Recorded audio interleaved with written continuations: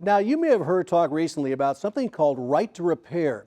For do-it-yourselfers, it's a very big deal, and for many businesses, it's something they've been fighting for years. Jason Doyle explains what right to repair is and why big changes are coming for both companies and consumers. Oh, most definitely. Yeah, we've seen a lot of changes in the automotive repair industry for sure. Beck's Garage president and owner Jeff Beck has worked on a lot of cars over the years. Yeah, I've got about 40 years experience in the automotive industry, but professionally, honestly, since the early 80s, and I opened Beck's Garage sometime summer of '92, I believe it was. He's witnessed a lot of changes in technology on board those vehicles. A lot of computers, everything. Every function, feature, and gadget on your car has some type of a processor, some type of little laptop, if you will, that makes everything go. While Beck and his staff will make sure the mechanical parts of the car are working correctly, it's the proprietary software on those computers which could force him to send a customer to a dealer. The problem there is that sometimes we won't have certain diagnostic or certain information that's available to us. Let's say dealer option or dealer only, or there just will be nothing there for us. And at that point, your hands are tied. You can't do anything with it. That's why the Federal Trade Commission has adopted a new policy statement targeting the right to repair, which lays out our concerns about repair restrictions and commits the agency to focus greater enforcement efforts and resources on unlawful repair restrictions practices going forward. The right to repair issue involves a range of consumer products like vehicles, home appliances, or computer equipment like tablets and phones.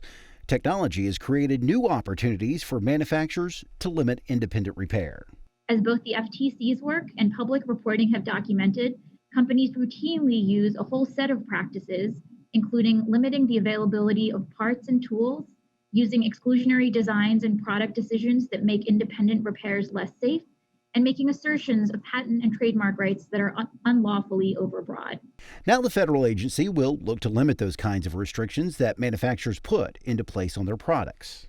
These types of restrictions can significantly raise costs for consumers, stifle innovation, close off business opportunity for independent repair shops, create unnecessary electronic waste, delay timely repairs, and undermine resiliency. Most consumers will actually be able to take advantage of the policy change through either getting their phones fixed or even their laptops or iPads. But that decision reaches all the way out to the farm. I don't think that you can get the software that I'm aware of unless you're a certified tech. Tim Bates is a farmer in Woodward County, and while he can fix most things that go wrong mechanically on his farming equipment, it's software which could stop a harvest or planting. It could be an update that shuts the machine down, and it requires a field tech to come out with their computer and plug it in and do a software update or whatever else, and you just have to deal with it. In some regard, the John Deere Corporation agrees. In a recent statement, the company said John Deere does not support the right to modify embedded software due to risks associated with the safe operation of the equipment, emissions compliance, and engine performance. Even a mechanic like Jeff Beck can see the merit in that. If I develop something and I own it and I own the rights to it, I have every right to release it or not to release it, or to charge a fair price for that. And so right here, it's got a little alarm. It says we've got 4 trouble codes on it actually right now.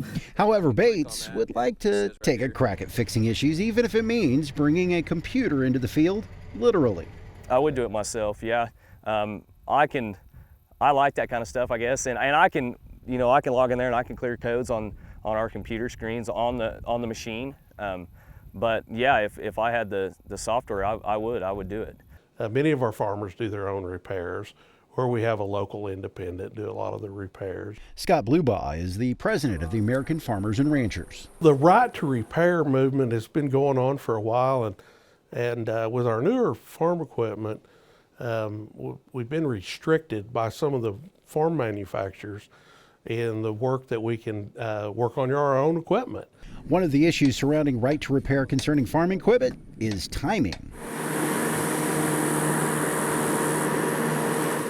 Being able to get the crop harvested timely is very, very important, because we can lose a crop overnight with one hailstorm, literally wipe us out, a great crop overnight with a hailstorm. So the ability to be able to harvest that crop quickly is vitally important. Timing is everything in agriculture. I mean, it could be the difference between getting a crop put up before a big rainstorm coming in.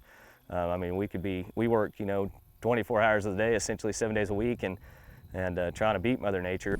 The right to repair decision by the FTC is welcome. This changes the whole game, and I applaud President Biden for pushing the FTC to do this and to take away some of these restrictions. However, despite the decision, the path isn't clear for all consumer products. Looking toward the future and looking toward some of the newer hybrid cars and all-electric cars, it's just going to get less and less that we will be able to handle. Jason Doyle, the Oklahoma News Report.